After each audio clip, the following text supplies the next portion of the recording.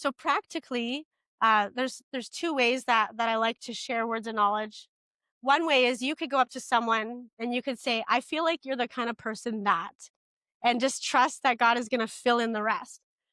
And I remember doing that. I've heard of a friend that he went for lunch with a friend, and they ministered to the waitress, and he started ministering all these things. He said, "I feel like you're the kind of person that," and he starts talking to the waitress, and he has all these accurate words of knowledge. She's bawling, and it just touched her heart.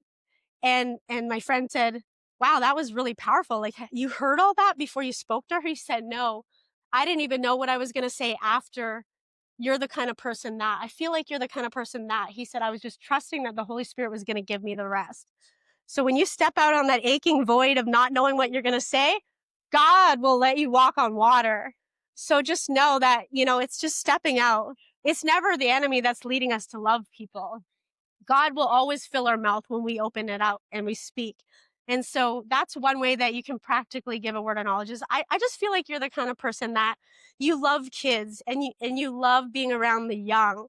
And it actually makes you young because you're constantly around the young. And people always think you're the kind of person that you look really young for your age. Is that true? People always say that. Yeah. And I feel like you love being around the young. Like there's something, it's like you're a sponge around the youthfulness and joy. Is that true? Yeah. So it's like you can start with stuff like that. Like I feel like you're the kind of person that.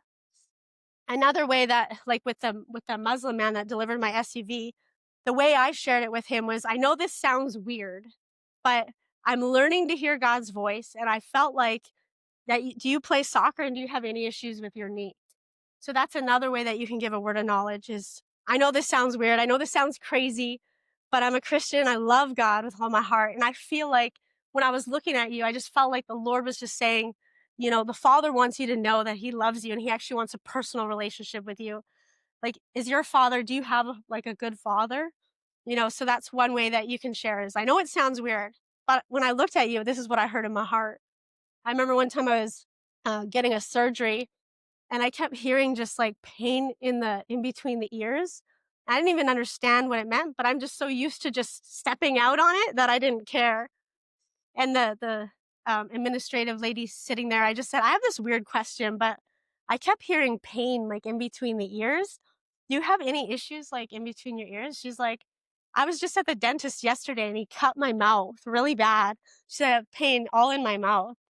And I'm like, "Well, God knows you. He loves you. Can I pray for that?"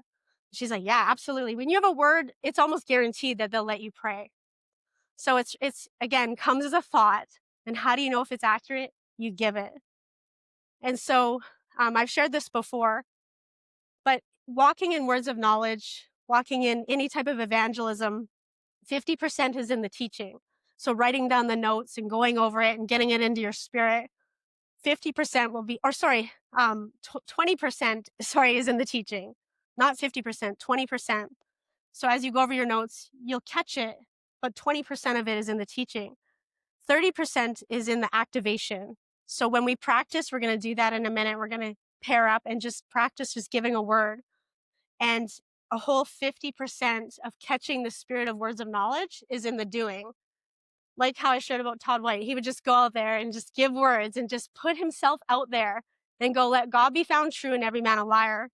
So after the outreach, we're going to pray and then go out for an hour and just, and give you that tool so you can share, "Hey, we were just at church praying and we're learning how to hear from God and we're just practicing to hear his voice. And when I saw you, I just felt like, God told me that you have a heart to be a nurse, like you have a heart for the medical field."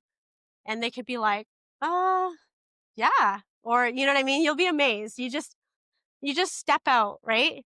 And it's faith that pleases God.